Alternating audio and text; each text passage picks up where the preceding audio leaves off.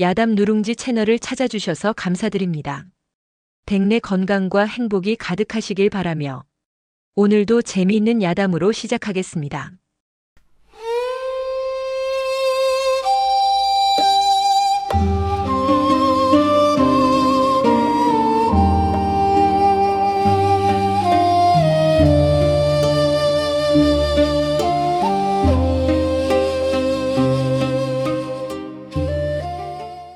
한양에서도 손꼽히는 명문가 예조판서 이대감 댁에는 온장한 사내들의 마음을 설레게 하는 규수가 하나 있었습니다.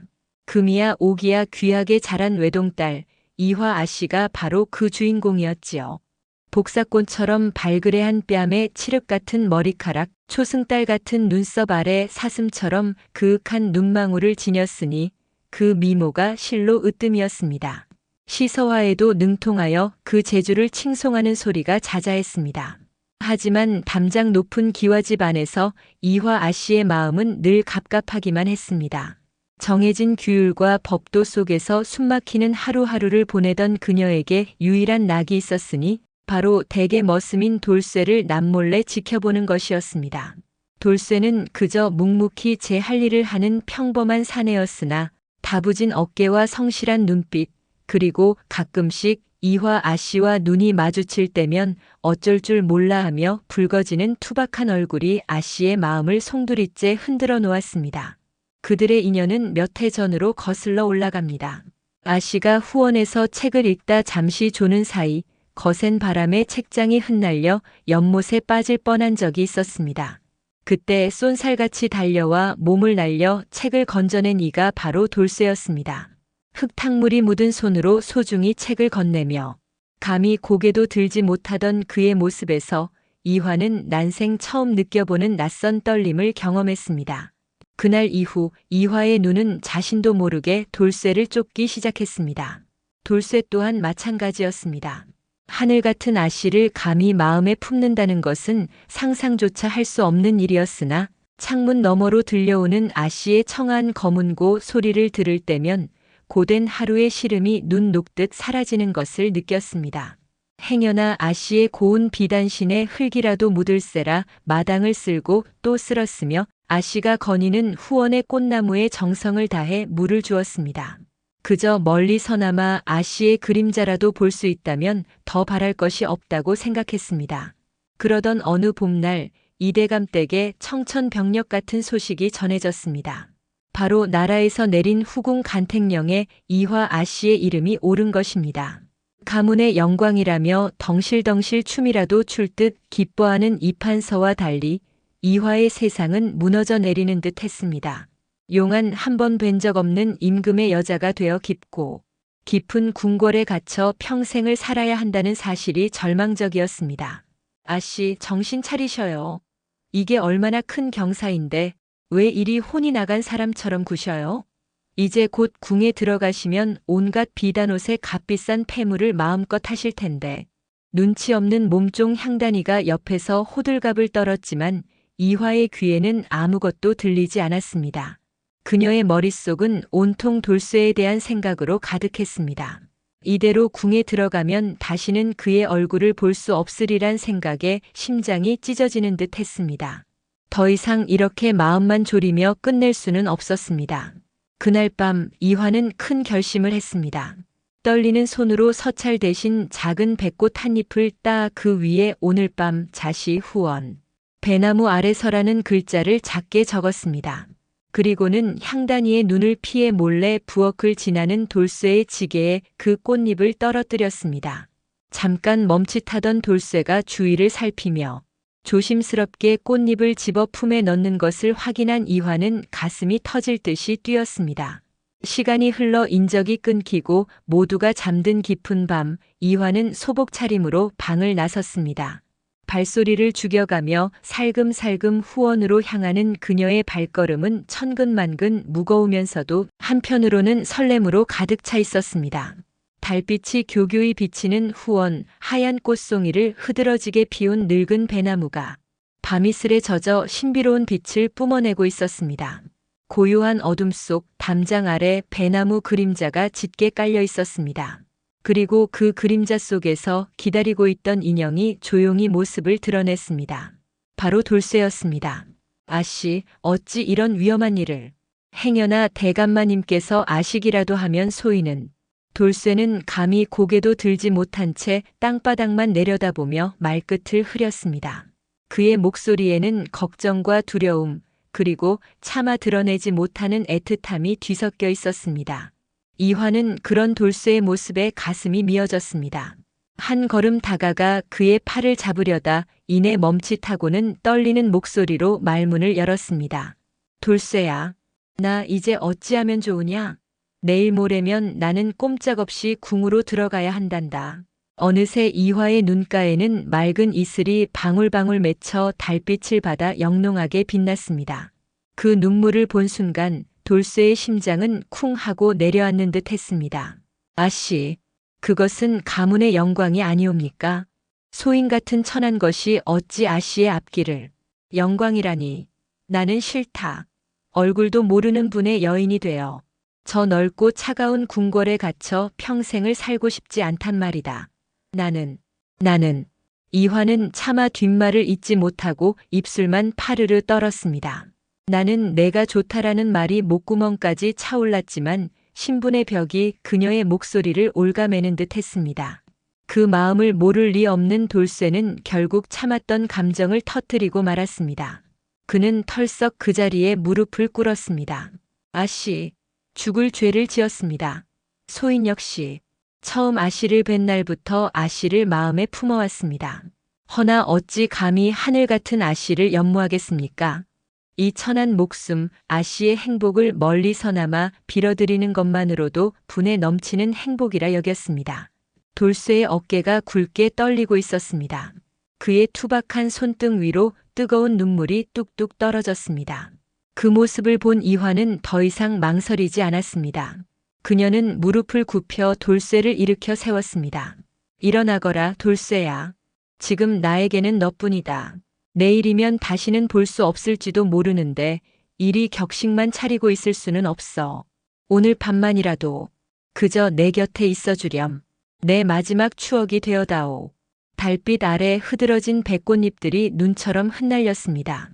두 사람은 세상의 모든 법도와 규율을 잊은 채 오직 서로의 온기만을 의지했습니다.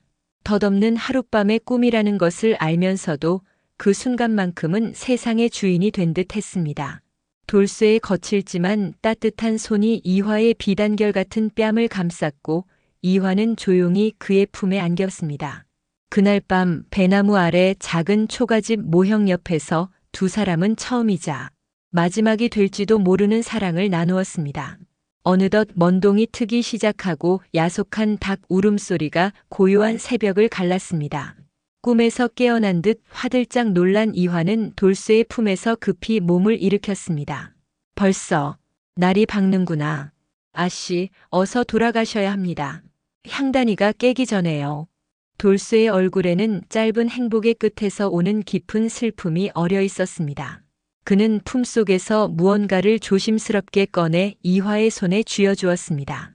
밤새 정성껏 깎아 만든 작은 목각 기러기였습니다. 이것이라도 소인이라 생각하고 지니고 계셔 주십시오. 부디 궁에 들어가셔서도 강령하셔야 합니다. 나를 잊지 말아다오. 어찌 아씨를 잊겠습니까? 소인은 평생을 아씨의 그림자를 따라 살 것입니다. 이화는 목각 기러기를 소중히 품에 안고 눈물을 머금은 채 돌아섰습니다. 담장을 넘어 자신의 방으로 돌아온 이화는 동이 트는 창밖을 보며 밤새 있었던 일이 정말 꿈은 아니었는지 생각했습니다. 손안에 꼭 쥔 목각 기러기의 단단한 감촉만이 간밤의 일이 생시였음을 알려주고 있었습니다. 그리고 이화도 돌쇠도 그 누구도 알지 못했습니다. 그 위태롭고 애틋했던 하룻밤이 새로운 생명을 잉태했으리라고는 말입니다. 이화 아씨가 후궁 간택령에 따라 입궐하는 날이 밝았습니다. 이른 아침부터 이대감 댁은 분주하기 짝이 없었습니다. 이판서와 부인은 가문의 영광이라며 입이 귀에 걸렸지만 정작 주인공인 이화의 얼굴에는 수심이 가득했습니다. 밤새 뒤척이느라 잠을 설친 탓에 안색은 창백했고 눈은 퀭했습니다. 아이고 아씨, 오늘 같은 날 이러시면 어떡해요? 안색이 파리하면 상감마마께서 싫어하실라. 호들갑을 떨며 향단이가 이화의 얼굴에 분을 덧칠했습니다. 하지만 아무리 고운 분을 바르고 붉은 연지를 찍어 발라도 이화의 슬픈 눈빛까지는 가릴 수 없었습니다. 그녀는 거울에 비친 자신의 모습을 멍하니 바라보았습니다. 화려한 당이에 값비싼 놀이개를 주렁주렁 매달았지만 마치 상복을 입은 것처럼 느껴졌습니다. 돌쇠는 어디 있느냐?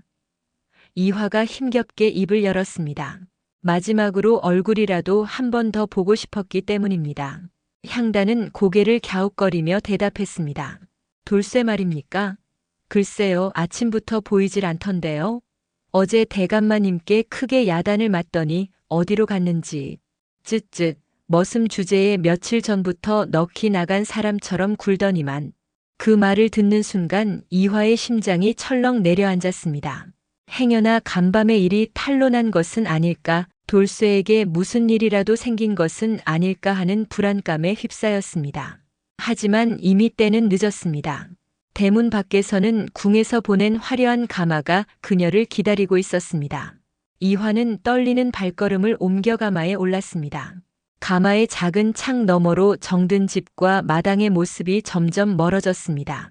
담장 아래 배나무도 그를 처음 만났던 후원의 연못도 이제는 아련한 풍경이 되어 사라지고 있었습니다. 그리고 바로 그때 멀리 담장 밖 언덕 위에서 익숙한 인형 하나가 이쪽을 바라보며 서 있는 것을 발견했습니다. 비록 멀어서 얼굴은 잘 보이지 않았지만 이화는 단번에 그가 돌쇠임을 알 수 있었습니다. 그는 그저 미동도 없이 이화가 탄 가마가 시야에서 완전히 사라질 때까지 꼼짝 않고 서 있었습니다. 이화는 가마 안에서 소리 없는 눈물을 흘렸습니다. 며칠 후 이화는 다른 간택 교수들과 함께 경복궁 교태전에서 임금의 앞에 서게 되었습니다. 위험 있는 용상에 앉아 교수들을 하나하나 뜯어보는 임금의 날카로운 눈빛에 다른 교수들은 긴장하여 몸을 떨었지만 이화는 이상하리만치 담담했습니다. 이미 모든 것을 체념한 그녀의 눈에는 어떠한 욕심도 두려움도 담겨 있지 않았습니다. 고개를 들어 과인의 얼굴을 보라. 나직하면서도 힘있는 임금의 목소리가 들려왔습니다. 이화는 천천히 고개를 들었습니다. 그리고 임금과 눈이 마주친 순간 두 사람 모두 잠시 숨을 멈췄습니다. 임금은 수많은 교수들 사이에서 유독 슬픔과 체념이 뒤섞인 깊은 눈빛을 가진 이화에게서 눈을 뗄 수가 없었습니다. 보통의 교수들이 욕망과 야심으로 번뜩이는 눈빛을 하고 있는 것과 달리 무언가를 잃어버린 듯 공허하면서도 어딘가 모르게 기품 있는 그녀의 모습에 강하게 끌렸던 것입니다. 내 이름이 무엇이냐? 예조판서 이정식의 여식 이화라 하옵니다. 다른 어떤 질문도 없이 그날의 간택은 끝이 났습니다. 그리고 며칠 뒤 모두의 예상을 깨고 이화가 수기의 품계를 받아 정식 후궁으로 책봉되었다는 소식이 전해졌습니다. 이대감 댁은 잔치가 벌어졌지만 이화는 웃을 수가 없었습니다. 깊고 깊은 궁궐 생활이 그렇게 시작되었습니다. 임금의 총애는 지극했습니다. 임금은 매일 밤 이화의 처소를 찾았고 그녀의 슬픈 눈빛에 담긴 사연을 궁금해했습니다. 하지만 이화는 끝까지 돌쇠와의 일을 입 밖에 내지 않았습니다. 그저 임금의 지극한 사랑에 몸을 맡길 뿐이었습니다.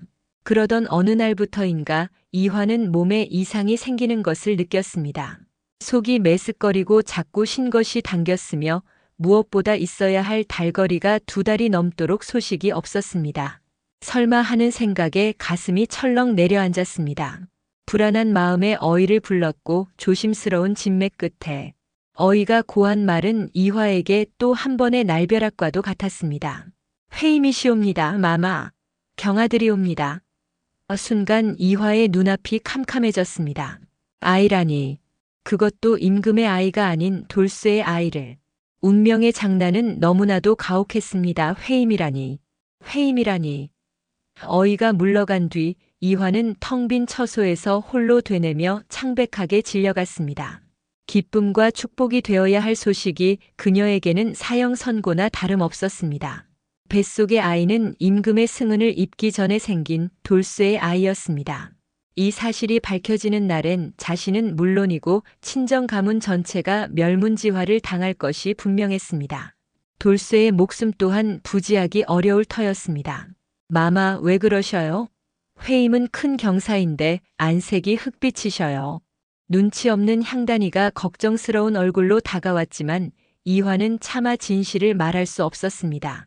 그저 머리가 아프다는 핑계를 대고 모두를 물렸습니다. 홀로 남은 이화는 밤새 잠 못 이루고 고뇌에 빠졌습니다. 아이를 지워야 하는가? 하지만 어미가 되어 어찌 제 손으로 뱃속의 생명을 해할 수 있단 말인가? 게다가 이미 어이를 통해 회임 사실이 알려졌으니 이제 와서 유산이라도 한다면 더 큰 의심을 살 것이 뻔했습니다. 아니다, 방법이 있을 것이다. 어떻게든 이 아이를 지켜내야 한다. 이화는 마음을 굳게 먹었습니다. 아이는 돌쇠와의 유일한 연결고리이자 그 덧없던 하룻밤의 사랑이 남긴 소중한 결실이었습니다. 목숨을 걸고서라도 아이를 지켜내리라 다짐했습니다. 그러기 위해서는 철저히 거짓말을 해야만 했습니다. 이 아이가 온전히 임금의 아이인 것처럼 모두를 속여야 했습니다. 달수를 조금 당겨야겠구나. 이화는 조용히 결심했습니다. 아이가 태어날 날짜를 계산해 보니 임금의 승은을 입은 날로부터 따져도 10달을 채우기에는 조금 일렀습니다. 자칫 잘못하면 출생 시기만으로도 모든 것이 탄로날 수 있는 위험한 상황이었습니다. 그녀는 칠삭둥이, 즉 조사나로 위장하기로 마음먹었습니다. 그날 이후 이화는 연약하고 병약한 임산부 행세를 하기 시작했습니다. 임금 앞에서는 지극한 정성으로 회임을 기뻐하는 척했지만 뒤돌아서는 늘 시름에 잠긴 얼굴이었습니다. 입덧이 유난히 심한 척하며 음식을 거의 입에 대지 않았고 잦은 현기증을 호소하며 자리에 눕는 날이 많아졌습니다. 그녀의 위태로운 모습에 임금과 태후의 걱정은 날로 깊어만 갔습니다. 수기의 몸이 저리 약해서야 어찌 옥동자를 순산하겠는가.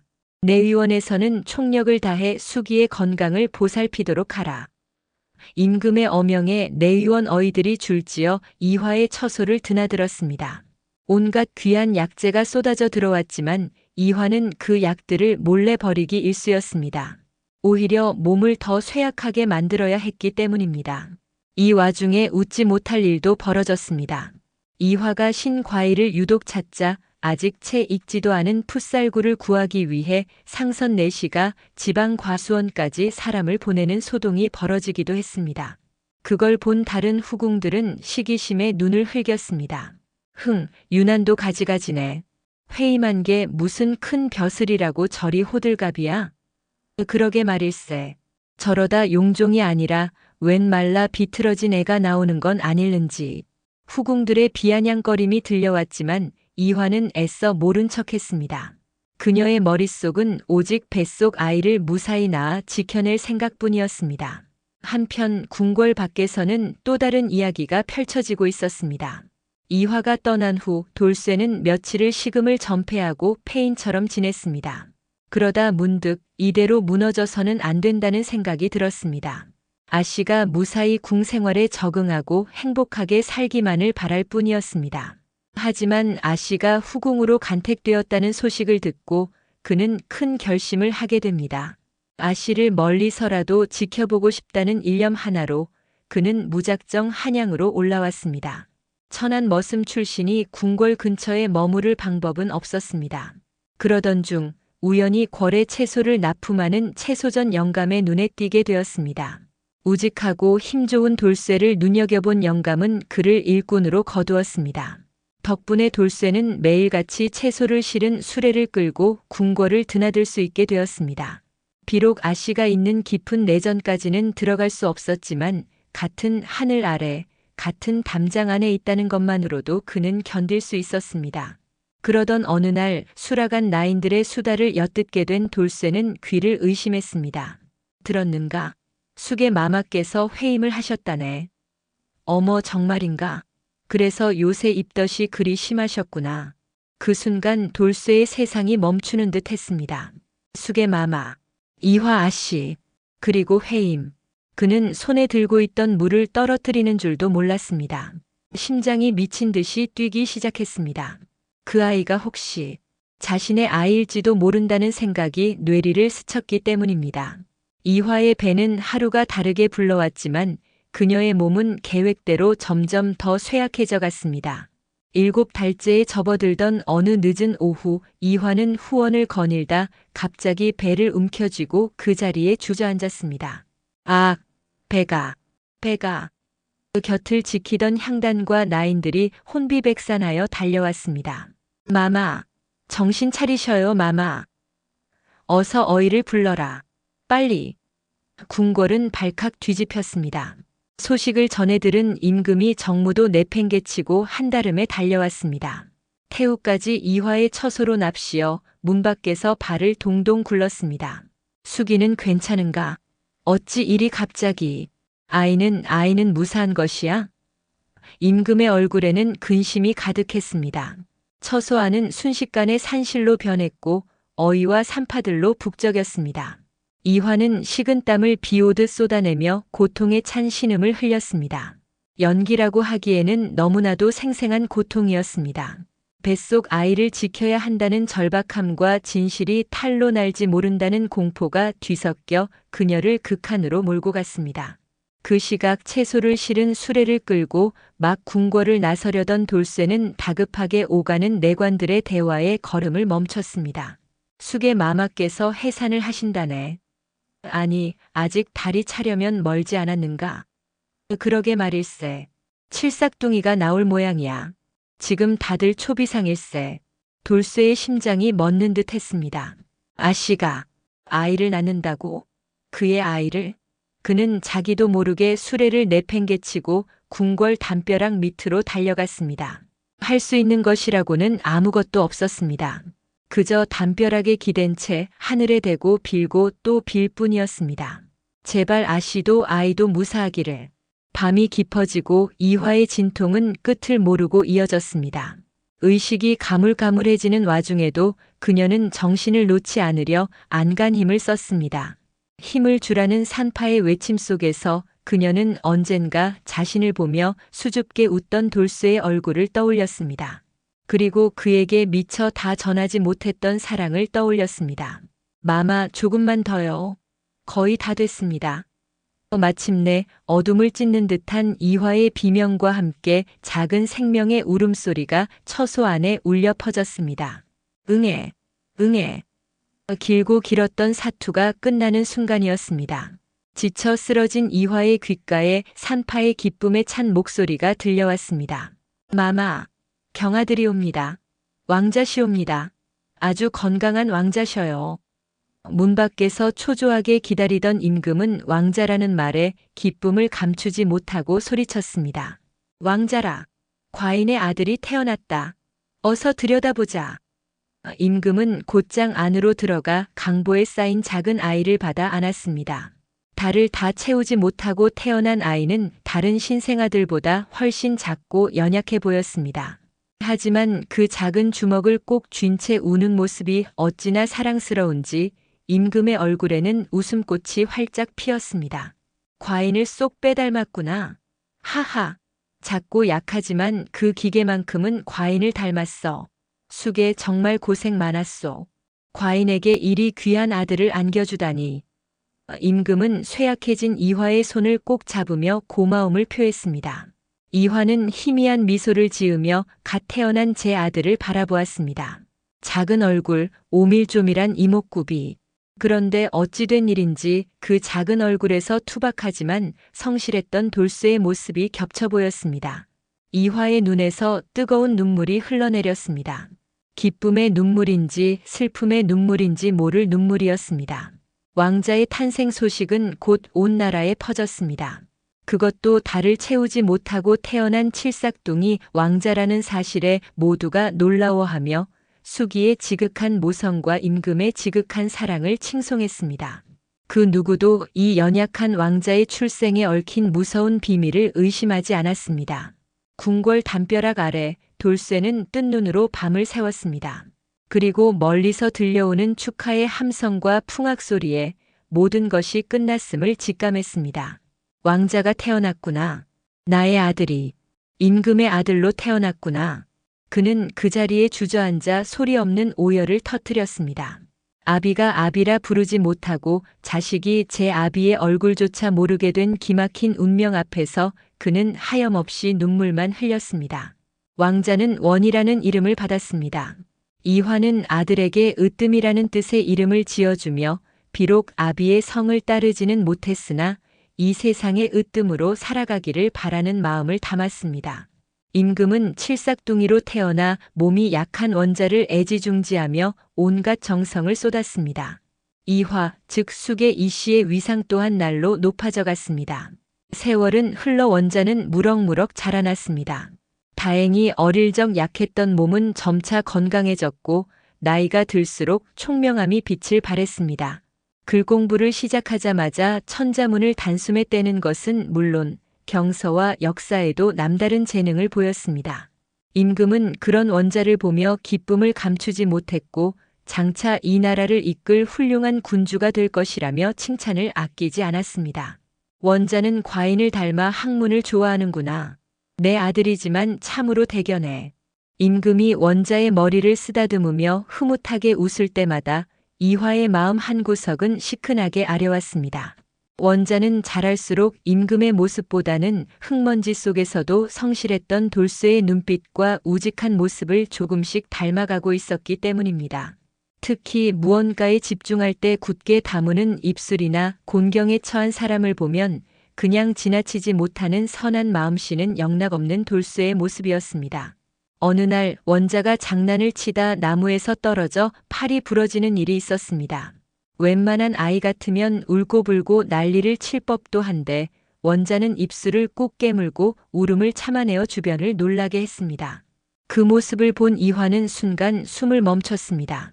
아픔을 묵묵히 견뎌내는 그 모습이 연못에 빠진 책을 건져 올리고도 아프다는 말 한마디 없이 묵묵히 서 있던 젊은 날의 돌쇠와 너무나도 닮아 있었기 때문입니다.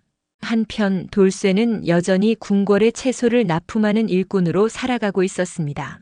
그는 먼 발치에서나마 자라나는 원자의 모습을 지켜보는 것을 유일한 낙으로 삼았습니다.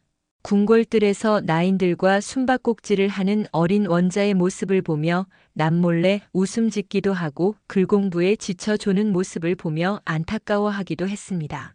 아들이지만 아들이라 부를 수 없고 가까이 다가가 한 번 안아줄 수도 없는 그의 심정은 까맣게 타들어갔습니다.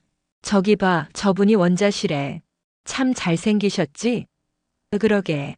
근데 이상하게 상감마마보다는 숙의 마마를 더 닮은 것 같지 않아? 궁인들의 수군거림을 들을 때면 돌쇠는 심장이 철렁 내려앉곤 했습니다. 그는 어떻게든 원자의 곁에 더 가까이 머물고 싶었습니다. 마침내 그는 큰 결심을 하고 채소전 영감에게 간곡히 부탁하여 궁궐의 허드렛 일을 하는 무수리로 들어가게 되었습니다. 비록 신부는 가장 천한 무술이었지만 원자가 뛰노는 후원을 쓸고 닦으며 아들의 그림자라도 밟을 수 있다는 사실에 만족했습니다. 그러던 어느 날 사건이 터지고 말았습니다. 호기심 많던 원자가 몰래 궁궐 깊숙한 곳에 패전각에 들어갔다가 낡은 대들보가 무너지면서 그 아래 깔릴 뻔한 아찔한 순간이었습니다. 모두가 비명을 지르며 어쩔 줄 몰라 하고 있을 때 어디선가 그림자처럼 나타난 사내가 있었습니다. 바로 돌쇠였습니다. 그는 눈 깜짝할 사이에 몸을 날려 원자를 밀쳐내고 자신은 무너지는 대들보에 등을 그대로 부딪혔습니다. 커! 돌쇠는 엄청난 충격에 피를 토하며 쓰러졌습니다. 뒤늦게 달려온 이화는 피를 흘리며 쓰러진 돌쇠와 놀라 울고 있는 원자를 보고는 그 자리에 얼어붙고 말았습니다. 아바마마, 이 사람이 절 구했어요. 원자는 겁에 질린 목소리로 말하며 돌쇠의 옷자락을 붙잡았습니다. 돌쇠는 희미해져가는 의식 속에서 자신을 아바마마라 부르는 듯한 원자의 목소리를 들으며 처음이자 마지막으로 아들의 얼굴을 가까이서 마주 보았습니다. 그리고 이화를 향해 모든 것을 체념한 듯한 옅은 미소를 지어 보였습니다. 그 미소는 아씨 괜찮습니다. 이걸로 되었습니다. 라고 말하는 듯 했습니다. 소식을 듣고 달려온 임금은 자신의 아들을 구한 무수리의 충심에 크게 감동했습니다. 내가 정령 과인의 아들을 구했구나. 내 용기와 충심이 가상하다. 어인은 어서 이자를 치료하라. 반드시 살려내야 한다. 임금의 어명에도 불구하고 돌쇠의 상처는 너무나 깊었습니다. 그는 결국 그날 밤을 넘기지 못하고 숨을 거두었습니다. 죽기 직전 그는 간신히 정신을 차리고 자신의 품속에서 오랫동안 간직해온 낡은 목각 기러기를 꺼내 이화의 손에 쥐어주었습니다. 그것은 십수년 전 배나무 아래서 헤어지던 그날 밤 이화가 건넸던 바로 그 기러기였습니다. 돌쇠의 장례는 왕명을 받아 후하게 치러졌습니다. 임금은 원자를 구한 그의 충심을 높이 사 그의 출신을 알아보고 가족이 있다면 큰 상을 내리라 명했습니다. 이화는 텅 빈 마음으로 며칠을 보냈습니다. 돌쇠가 남긴 목각 기러기를 만지작거리며 자신 때문에 쓰러져간 그의 삶을 곱씹을수록 죄책감의 무게가 그녀를 짓눌렀습니다. 전하의 명으로 그 무수리의 뒷조사를 하였사온데 참으로 기이한 일이옵니다. 며칠 후 임금은 어전 회의에서 내금의장으로부터 뜻밖의 보고를 받게 되었습니다. 기이하다니 무엇이 말이냐? 그의 이름은 돌쇠라 하오며 본래 숙의 마마의 친정인 이판서 댁의 머슴이었사옵니다. 허나 공교롭게도 숙의 마마께서 간택되어 입궁하시던 그 무렵 호련히 종적을 감추었다고 하옵니다. 내금의장의 보고에 임금의 표정이 순간 굳어졌습니다. 신하들은 충신의 의로운 행적을 칭송하기 바빴지만 임금의 머릿속은 복잡한 생각들로 빠르게 돌아가기 시작했습니다. 수기의 집에서 일하던 머슴, 그녀가 입궁할 때 사라졌다가 궁의 가장 천한 무수리가 되어 나타났다. 그리고 목숨을 던져 원자를 구했다. 흩어져 있던 조각들이 하나의 그림을 만들어가며 끔찍한 의심의 윤곽을 드러내기 시작했습니다. 임금은 그날 밤 이화의 처소를 찾았습니다. 평소와 다름없이 다정한 모습이었지만 그의 눈빛은 그 어느 때보다 서늘하고 날카로웠습니다. 수계, 오늘 낮에 들으니 원자를 구한 그 사내가 수기의 친정에서 일하던 머슴이었다 하더이다. 참으로 기이한 인연이 아니오? 임금의 말에 이화의 심장이 쿵 하고 떨어졌습니다. 애써 태어난 척했지만 파리하게 질려가는 안색과 미세하게 떨리는 손끝을 감출 수는 없었습니다. 임금은 그런 이화의 모습을 놓치지 않았습니다. 그는 과인의 아들을 위해 목숨을 바쳤소. 허나 과인은 궁금해졌소. 그가 정녕 과인의 아들을 위해 그리한 것인지 아니면. 임금은 말을 끊고 이화의 눈을 똑바로 응시했습니다. 더 이상 피할 곳이 없음을 깨달은 이화는 조용히 무릎을 꿇었습니다. 그리고 품속에서 2개의 목각 기러기를 꺼내 임금의 앞에 내려놓았습니다. 변명도 거짓도 없었습니다. 모든 것을 체념한 그녀의 눈에서 뜨거운 눈물이 쉴 새 없이 흘러내렸습니다. 모두 소첩의 죄이옵니다. 죽여주시옵소서. 임금은 한동안 아무 말도 하지 않았습니다. 그의 얼굴에는 분노와 배신감 그리고 형언할 수 없는 슬픔이 교차했습니다. 그는 옥좌의 용상에 기대앉아 눈을 감았습니다. 지난 10수년간 원자를 키우며 느꼈던 사랑과 기쁨이 주마등처럼 스쳐 지나갔습니다. 아무리 부정하려 해도 원자는 이미 그의 삶의 일부이자 가장 소중한 존재가 되어 있었습니다. 그리고 그 아이를 위해 기꺼이 목숨을 던진 한 사내의 얼굴이 떠올랐습니다. 시간이 얼마나 흘렀을까 임금은 천천히 눈을 떴습니다. 그리고 이화에게 다가가 그녀가 내려놓은 목각 기러기 중 하나를 집어들었습니다. 이 사내의 이름이 돌쇠라 하였는가? 예, 전하. 그는 자신의 아들을 구한 것이 맞다. 허나 동시에 과인의 세자를 구한 것이기도 하다. 그의 희생은 헛되지 않아야 할 것이다. 임금은 손에 쥔 기러기를 부서져라 꽉 쥐었다가 이화의 손에 다시 쥐어주었습니다. 이 기러기는 수기가 간직하시오. 그리고 다른 하나는 과인이 갖겠소. 그 사내의 넋을 위로하고 그의 충심을 기억하는 것은 아비인 과인의 몫일 테니. 이화는 고개를 들어 믿을 수 없다는 듯 임금을 바라보았습니다. 임금은 나직하지만 단호한 목소리로 말을 이었습니다. 원자는 과인의 아들이다. 앞으로도 변함없이 이 나라의 세자일 것이야. 이 비밀은 오늘 밤 이 방에서 우리와 함께 묻는 것이다. 수기는 평생 이 비밀의 무게를 지고 원자를 훌륭한 군주로 키워내는 것으로 그 빚을 갚으시오. 그것이 그대와 과인 그리고 하늘에서 모든 것을 지켜보고 있을 그 사내를 위한 유일한 길이다. 임금은 차갑게 돌아섰지만 그의 등은 어쩐지 홀로 모든 짐을 짊어진 채 광야에 선 사람처럼 외로워 보였습니다. 그는 그날 밤 자신의 처소에서 아무도 모르게 낡은 목각 기러기 하나를 보며 밤새 눈물을 삼켰다고 합니다. 그 후 세월이 흘러 원자는 임금의 바람대로 성군이 되었습니다. 이화는 평생 아들을 그림자처럼 보필하며 속죄하는 마음으로 살았습니다. 임금과 이화 사이에는 누구도 넘볼 수 없는 깊은 신뢰와 연민이 자리 잡았고 두 사람은 평생 서로의 비밀을 지키며 각자의 방식으로 원자를 사랑했습니다. 그리고 훗날 임금의 유품을 정리하던 신하들은 용상 가장 깊숙한 곳에 고이 보관된 낡은 목각 기러기 하나를 발견하고는 그 연유를 몰라 고개를 갸웃거렸다고 합니다. 오늘 이야기 재미있으셨나요? 마음에 드셨다면 좋아요 눌러주시고 구독도 부탁드려요. 다음 이야기 꼭 보러 오세요.